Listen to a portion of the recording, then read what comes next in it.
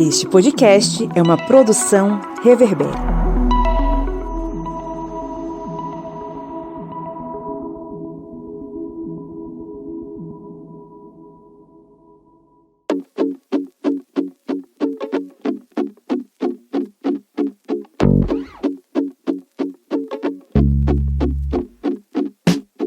Olá, ouvintes, bem-vindos mais uma vez ao seu podcast sobre as ciências humanas, o podcast do Historiante, no programa da terça-feira, Minipédia, o seu podcast de conhecimento histórico expresso, rapidinho, meia horinha de conteúdo pra você. Eu sou o Pablo Magalhães e comigo hoje está Kleber Roberto. E aí, pessoal, beleza? E Joyce Oliveira. E aí, gente, tudo em cima? Estamos aqui hoje para, mais uma vez, trocar uma ideia sobre algum conteúdo histórico e hoje é um tema engraçado, interessante, divertido, diferente. A gente vai falar sobre o que hoje, dona Joyce? A gente vai falar hoje sobre alimentação na Idade Média. Mas não só alimentação, gente. Vamos lembrar que é comer, rezar e amar. Então vamos ver se a gente hoje tenta abarcar essas três esferas aí do medievo, mas antes vamos para os nossos recadinhos.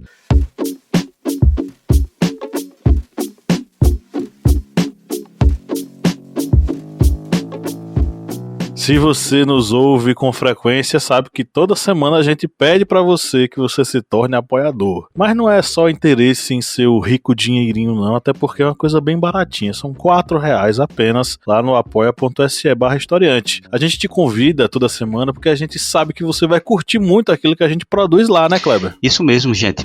Com esse valor aí, R$4, que dá dois miojos aí de sabor carne, que é a única carne que pobre tá conseguindo sentir o sabor é do miojo. Mas com esses R$4 vocês vão conseguir contribuir com o Portal Historiante, aí que é um portal imenso com várias áreas do saber e com também várias ferramentas para levar conhecimento para você. Então é isso, vá no apoia.se/historiante. O link está na descrição desse episódio. E aí você, enquanto ouve a gente, você só basta clicar lá. Enquanto nos ouve, né? Você vai lá e faz seu cadastro e tal. Enfim, R$4, né? Dá pra comprar. Ano passado dava pra comprar 3 miojos. Kleber já diminuiu pra 2 miojos. Então o negócio tá ficando cada vez mais complicado. Mas o convite permanece, nos apoie, participe, que você vai curtir. A gente gosta muito de produzir esse conteúdo pra vocês. Conheça também a família Historiante de podcasts, que é uma família que cresce loucamente, né, dona Joyce? Justamente. Nós temos até um podcast novo no ar, né? Que é o Corpo de Humanos, onde a gente está fazendo debate sobre temas que estão aí nas mídias, né? Então, o primeiro episódio que nós tivemos foi sobre a economia dos brechóis. E agora estamos na fase de produção do segundo episódio desse mês, que vai ser sobre veganismo. Sintonize a família Historiante de podcasts, disponível em todos os agregadores possíveis, Spotify, Deezer, Apple Podcasts, Google Podcasts e por aí vai, tem um bocado. O que você preferir, o que você estiver ouvindo a gente agora, participe lá, clique em seguir, né, se inscreva para receber as atualizações, todos os episódios novos, para que você possa ouvi-los todos. Então vamos para o nosso conteúdo.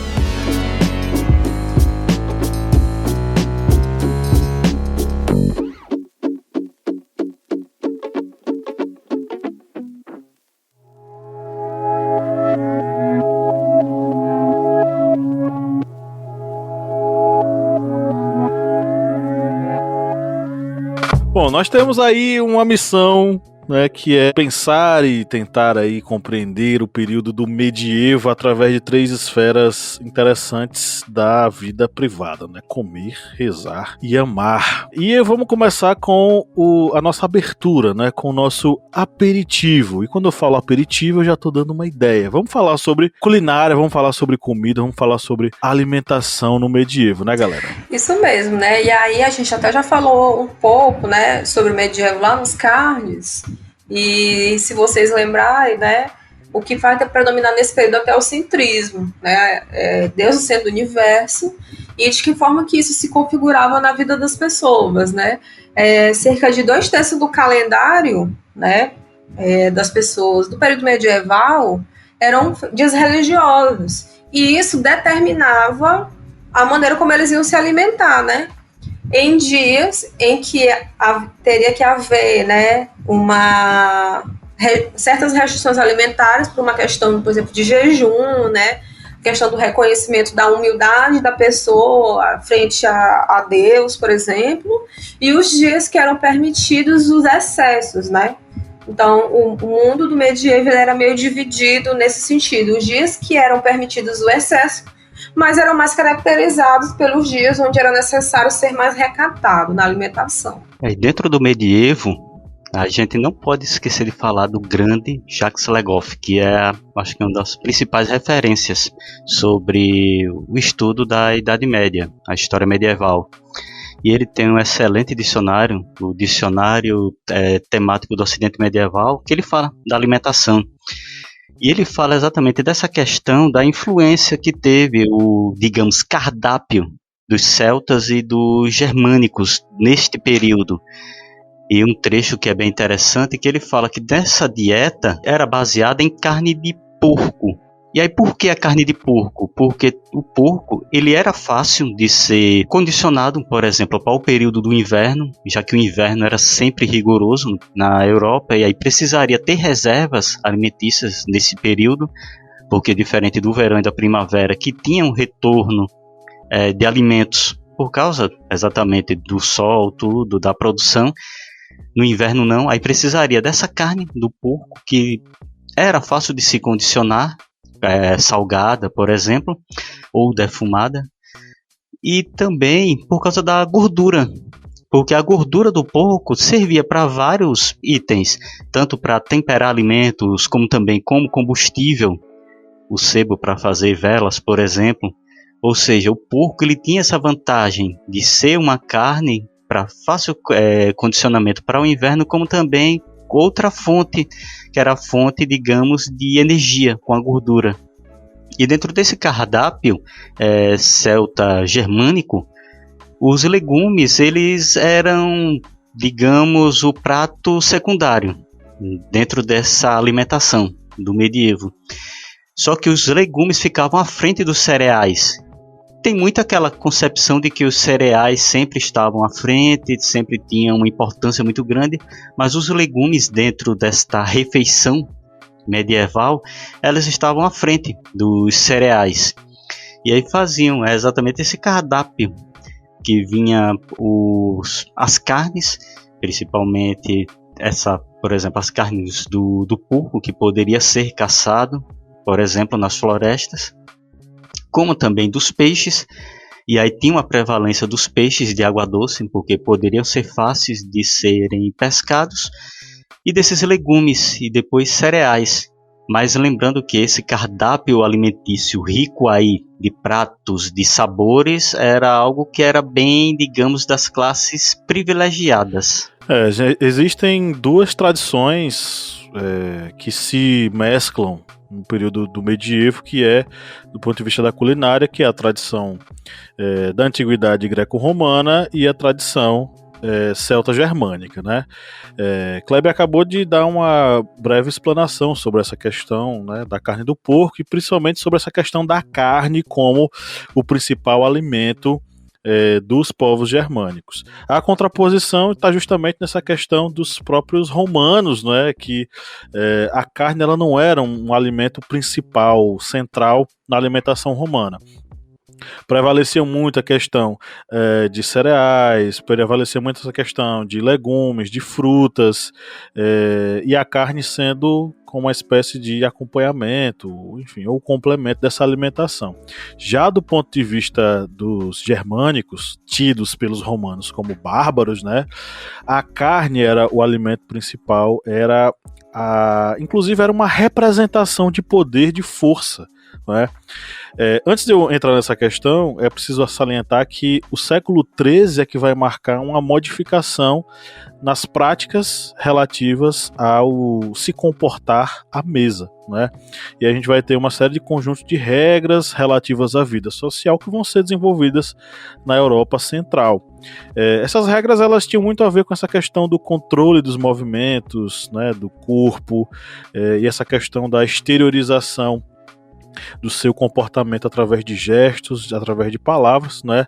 Então, por exemplo, é a partir daí que vai se construir a ideia de não se falar de boca cheia, nem fazer perguntas, né, a um conviva que tivesse naquele momento ali ou se alimentando ou bebendo, não deveria perturbar a reunião com ruídos que fossem desagradáveis, tagarelices constantes, enfim.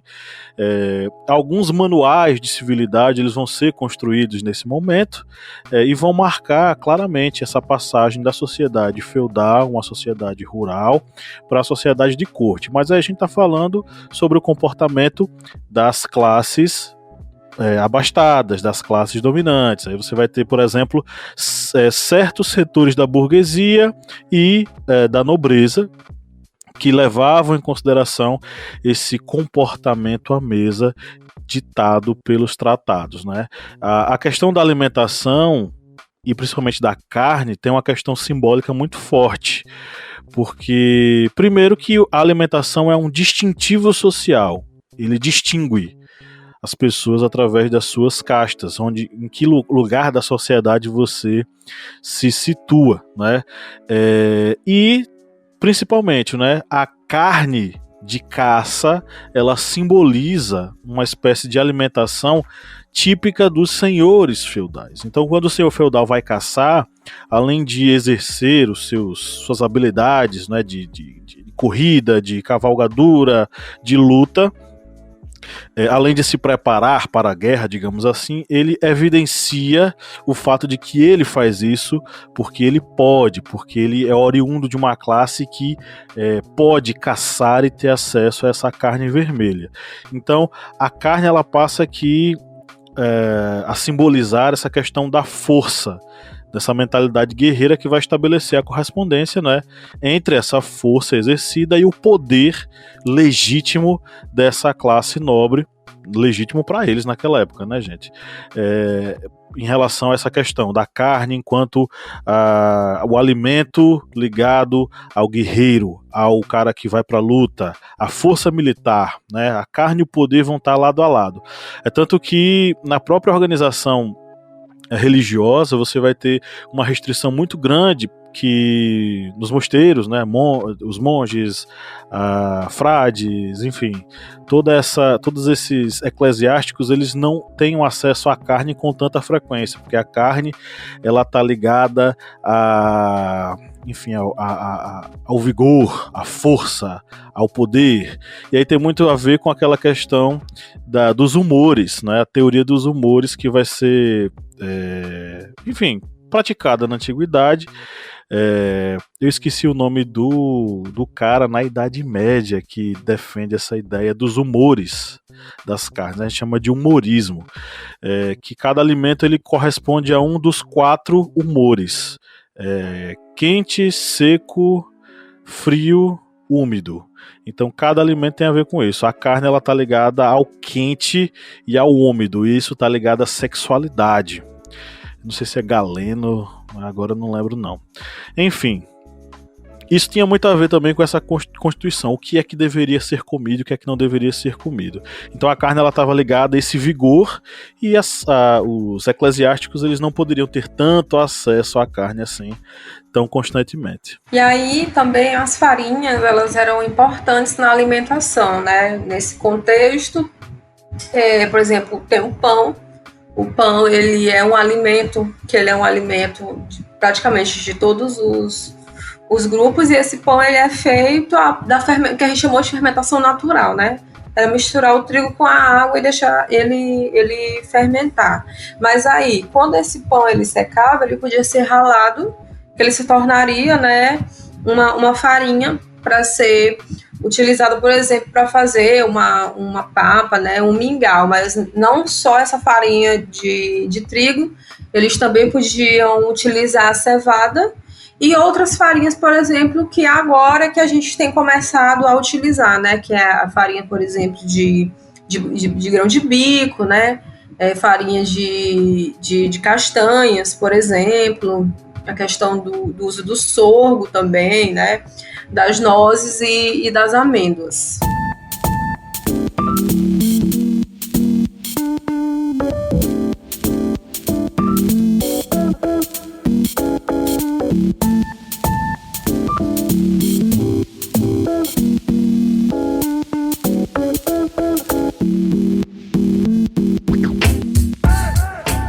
Mas vamos lembrar que não só de pão vivia o homem.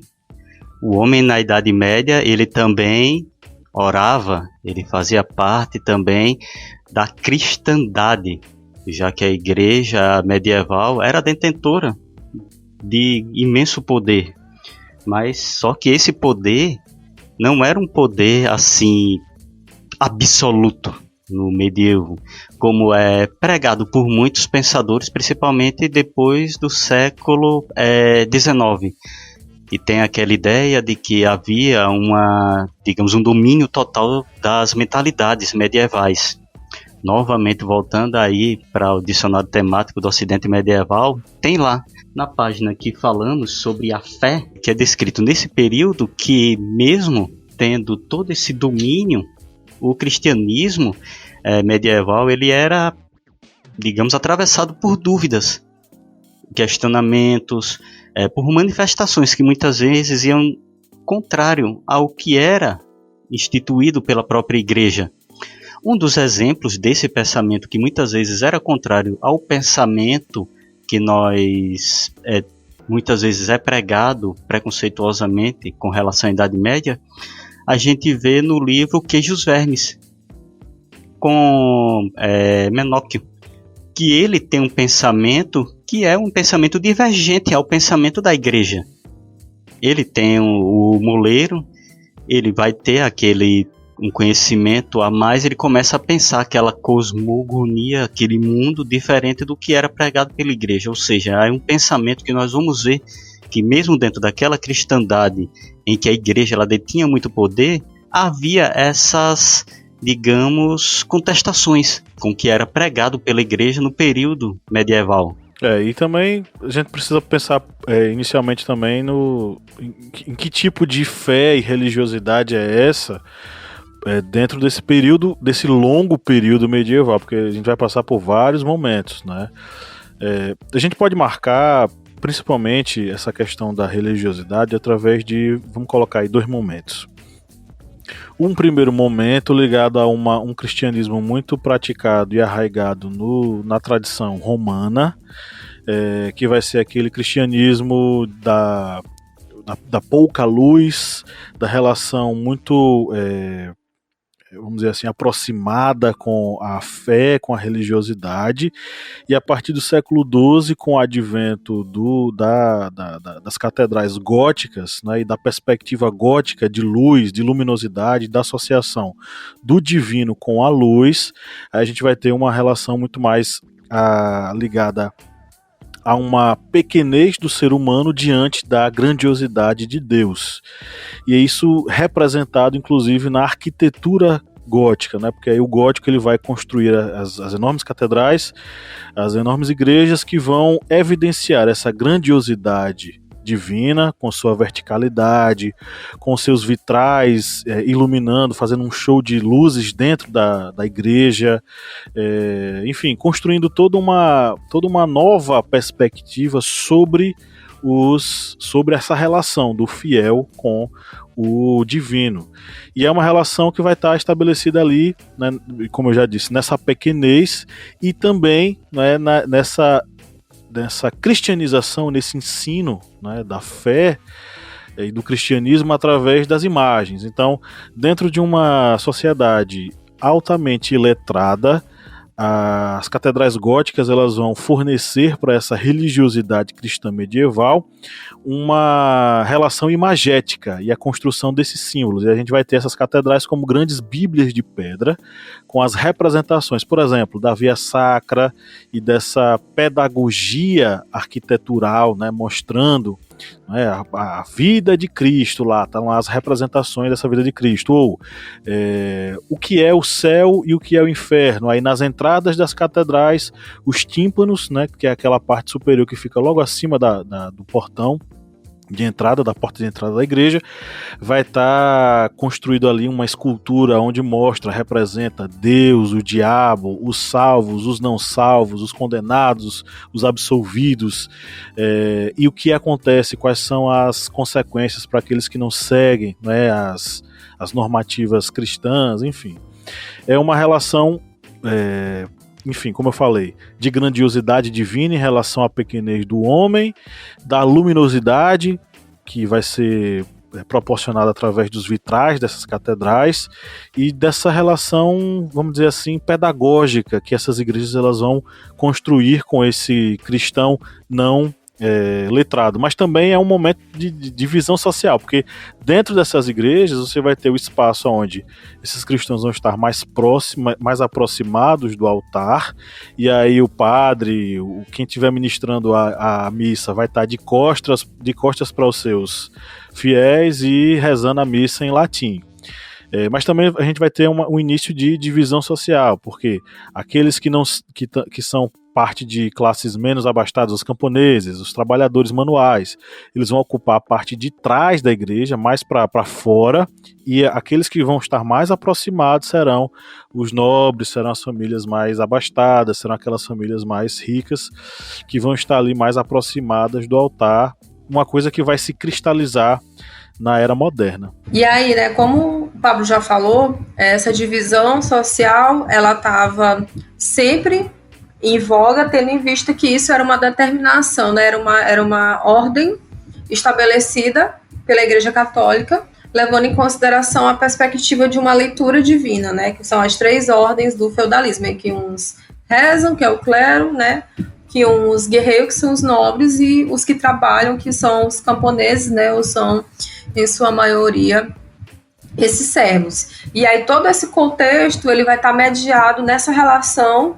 entre, né, o Deus, esse conflito entre Deus e o diabo, onde a sedição, ou seja, né, o ato do pecado, ele é sempre algo que pode acontecer, né, porque o homem, como um ser imperfeito, né, ele pode ser passível de pecar a qualquer momento ou em qualquer situação. Por isso que existem muitas representações, né, do diabo, a gente observa isso nas iluminuras medievais, né, justamente que é para lembrar esses sujeitos que o mal se esconde no escuro, né? O escuro ele é bem representativo desse medo, né, desses sujeitos de observarem algo, né, dentro desse contexto. E aí havia a necessidade de ter um recato, né? Um recato no consumo, por exemplo, da alimentação, um recato nos seus hábitos diários, por exemplo, que isso também poderia levar, né, à sedição. E aí tem um fator que ele é importante de pensar o quê? Como o corpo ele é um templo do pecado, né? E aí por isso que a gente também pode observar isso nas iluminuras, né? Não havia durante o ato sexual o contato do corpo de uma pessoa com o corpo de outra, né? Tinha um buraco no tecido, né, para que as pessoas mantivessem relações sexuais, justamente por quê? Para não ter, né, o olhar do pecado para o corpo do seu cônjuge, né, porque a cópula ela tinha esse fim, que era o fim reprodutivo, e havia essa visão misógina sobre o corpo feminino, sobre a mulher, baseada em Eva, que vai começar só a ser reestabelecida ou restaurada a partir do século XI com o culto de Maria. Check the mic and make sure it sound right, boys.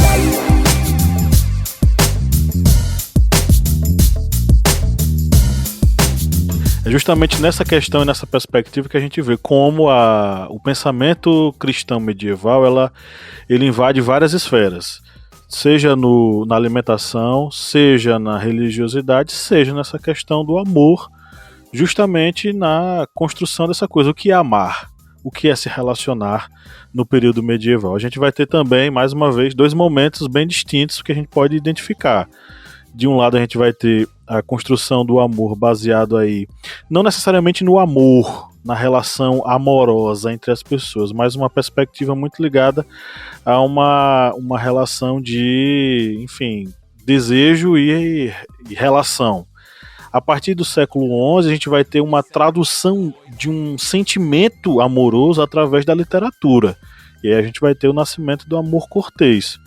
Entre os séculos XI e XIV, a gente vai ter uma profusão dessa questão estética, do que é o amar, através dessas canções, dessas poesias que vão traduzir essa sensação. Isso não quer dizer que antes do século XI ninguém amava. Claro que amavam, né? Só que a partir desse século XI a gente vai ter essa tradução desse amor através da poesia trovadoresca e das canções que vão ser construídas através desses trovadores. Então esse amor cortês ele também vai estar ligado ao fenômeno do renascimento urbano e comercial do período medieval. A gente vai ter aí as cruzadas, a gente vai ter aí a introdução dessas novas normas de civilidade, né, na questão das mentalidades medievais e de uma prática religiosa que vai elevar a posição feminina a um patamar nunca antes visto, que é o patamar do culto marial. A mulher vai ser colocada num patamar superior e a relação do amor cortês vai estar muito baseada nisso, na vassalagem do amante diante da coisa amada, diante da pessoa amada dessa mulher, que é a senhora, que é, por exemplo, dentro dessa questão das cruzadas, a ida desses homens dos senhores feudais para a Terra Santa e essas mulheres ocupando esses espaços e desempenhando a função de senhoras da propriedade, senhoras do território e despertando nesses caras aí esse amor traduzido nos versos trovadorescos. Isso aí eu só lembro de primeiro ano do ensino médio, né? Canção da Ribeirinha. No mundo semi-parelha, mentre pouco me vai, minha senhora branca e vermelha. Não sei se vocês lembram. Lembro não, mas eu já ouvi outras. É Paio Soares de Taveiroz. Não vem a minha lembrança. Eu acho que está apagado da minha lembrança. E aí, já que a gente está falando sobre isso, né, também nessas canções trovadorescas tem as cantigas de amigo, né? Que é a canção dessa mulher, esse eu lírico, ele é masculino, porque eu sou da literatura também, né?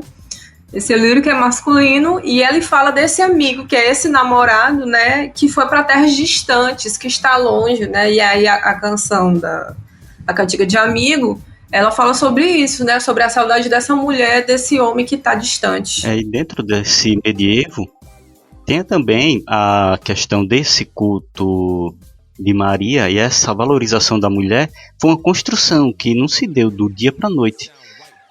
A gente tem que lembrar que o período medieval foi um período bem longo e dentro desse período medieval havia também uma distinção entre as mulheres e os homens sendo viris, exibindo a masculinidade, tanto que o próprio Jorjão,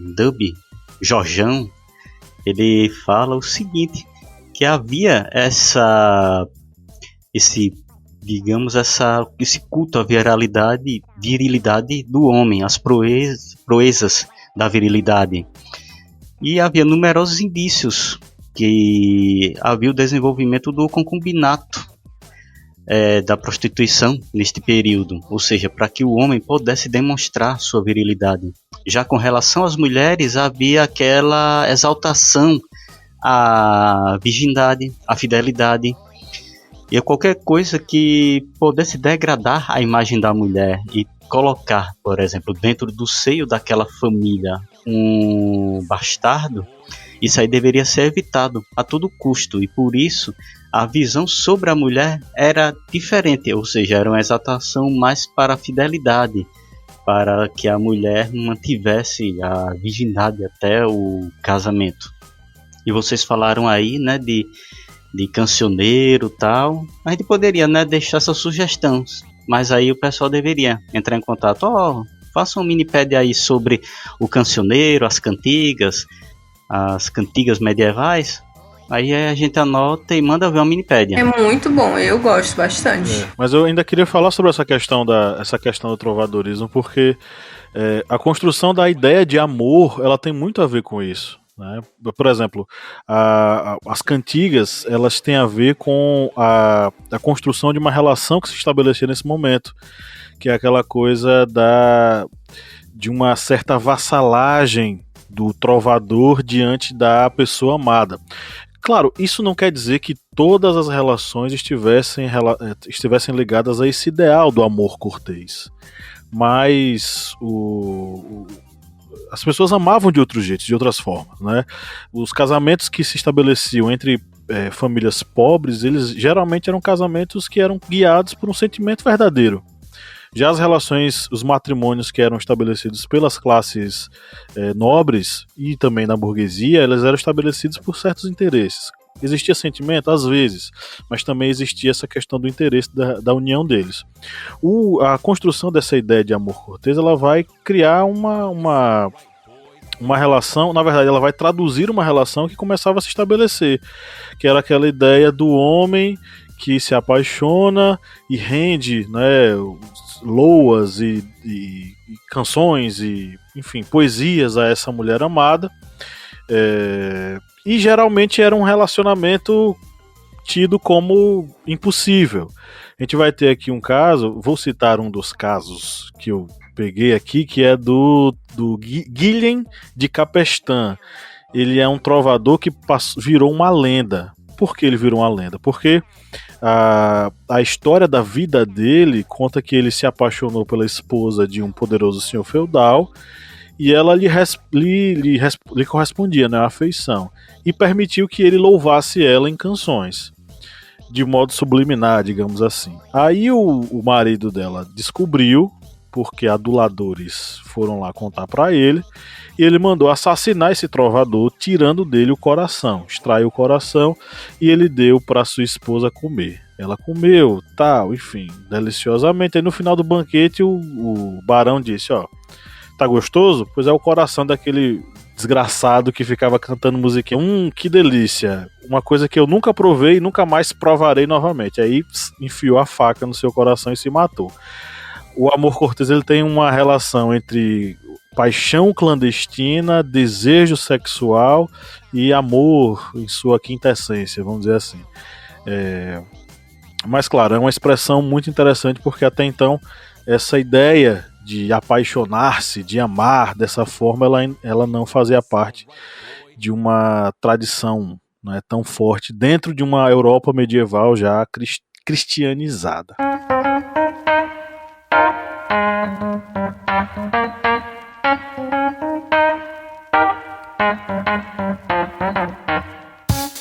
Bom, minha gente, vocês querem complementar? Vocês querem falar alguma coisa? Eu sei que já extrapolamos aqui o tempo, mas diga aí. Então, eu lembrei de um caso que é da história portuguesa, né? Um caso de amor, que é de Inês de Castro, que Afonso IV, né, pai de Pedro de Portugal, mandou matar Inês, e quando Pedro tornou-se rei, desenterrou a defunta e obrigou todos aqueles que conjuraram, né, pela morte de Inês, no caso, beijassem a sua mão, né?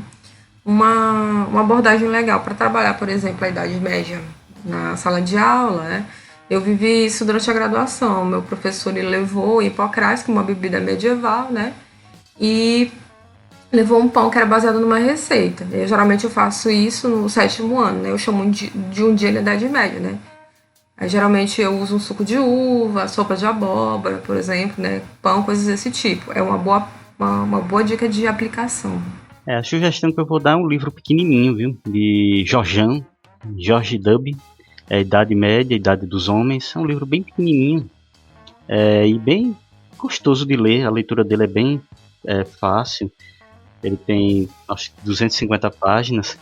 E ele é bem... fala bastante sobre essa questão, por exemplo, do relacionamento dos homens e mulheres na Idade Média. E quebra muito desses estereótipos que tem sobre o período medieval. A outra dica seria o dicionário temático do Ocidente Medieval. A pessoa assusta, porque são 2 catataus. Eu acho que somando os 2 livros dá umas 2.000 páginas. Mas é outro livro muito bom. De Jean-Claude Smith e Jacques Le Goff. Outra dica de livro muito bom é do Jacques Le Goff, um livro que se chama Uma Longa Idade Média, né, que fala sobre essa questão das permanências. Mas tem um artigo que é muito interessante que se chama Jesus Riu, né? Jesus Riu é uma pergunta, que é uma discussão teológica, mas também fala sobre costumes. Então é isso, pessoal. Terminamos aqui mais uma Minipédia e tchau, tchau. É isso aí, gente. Tchau. Valeu!